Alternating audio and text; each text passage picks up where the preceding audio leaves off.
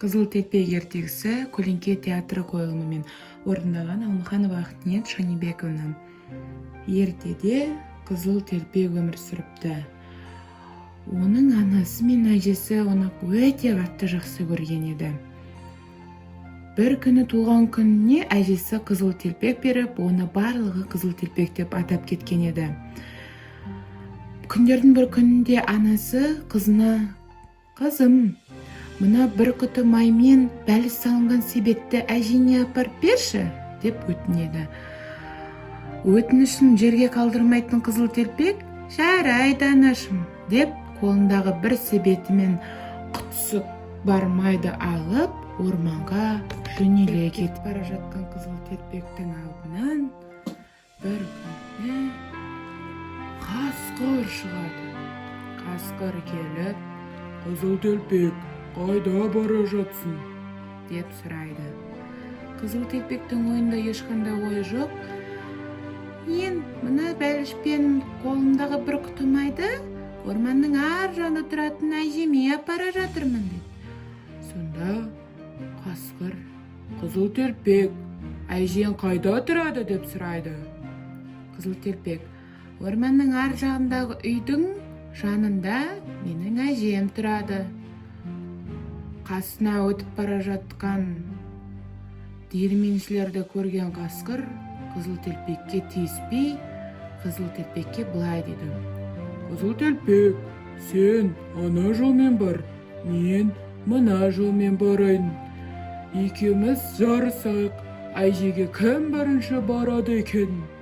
деп екеуі жарысып, қасқыр өзіне қысқа жолды алып, қызыл телпекке ұзын жолды беріп, қулығын жасырып, қасқыр кетіп қалады. Қысқа жолмен бірінші келген қасқыр әжесінің есігін қағып: «Тук-тук». Әжесі ауырған дауыспен: «Бұл кім?» Қасқыр дауысын жіңішке қылып: «Бұл мен ғой, сіздің немереңіз қызыл телпек». Әжесі «Қызым келді» деп ойланып, тұтқаның қасындағы жіпті тартсаң, есік ашылады дейді. Сонда қасқыр есікті ашып, 3 күн аш жүрген қасқыр әжені бас салып жеп қояды. Қарны қампиып, әжеге тойып алған қасқыр әженің орнына жата қалады. Уақыт өткеннен кейін қызыл телпек те келіп қалды. «Тук-тук». «Бұл кім?» деген жуан дауысты естіген қызыл телпек қорқып кетеді. Әжем сырқаттанып қалған шығар деп мән бермейді. «Есікті ашыңыз, бұл мен ғой, немере қызыңыз қызыл телпек» дейді. Сол кезде қасқыр жуан дауыспен: «Тұтқаның жанындағы жіпті тартсаң, есік ашылады» деп есікті ашуын бұйырады. Кіріп келген қызыл телпекке қасқыр: «Қызым, себет пен майды столдың үстіне қой да менің қасыма келіп жатшы» деп айтады. Қасына келіп жатқан қызыл телпек қасқырдың қасқыр екенін білмей әженің қасына жата қалады. Сол кезде қызыл телпек әжесіне сұрайды: «Әже, сенің қолың неге дәу?» деп сұрайды. Сонда әжесі: «Қызым, сені қатты құшақтау үшін» дейді. Сонда немересі тағы да: «Әже, сенің көзің неге дәу?» деп сұрайды. Әжесі: «Қызым, сені жақсы көру үшін». «Әже, сенің тістерің неге дәу?»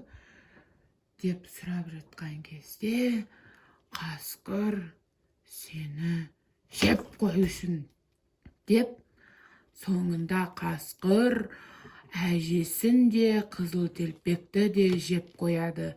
Қарны қампиып жатқанын қасқырдың даусын үйдің маңайынан өтіп бара жатқан Диірменші көріп қалады. Диірменші бірден қасқырдың адам жеген біліп, оны пах еткізіп атып жібереді. Сөйтіп, қасқырдың ішінен біздің қызыл телпек аман шығады. Қасқырдың қарнын тігіп, үйден қуып шығады. Аман қалған әже мен қызыл телпек диірменшіге болған қызықты айтып, оған алғыс айтып, рахметін айтып, бәліштен тарту татады. Осылайша қызыл телпек ертегісі аяқталды. Назарларыңызға рахмет.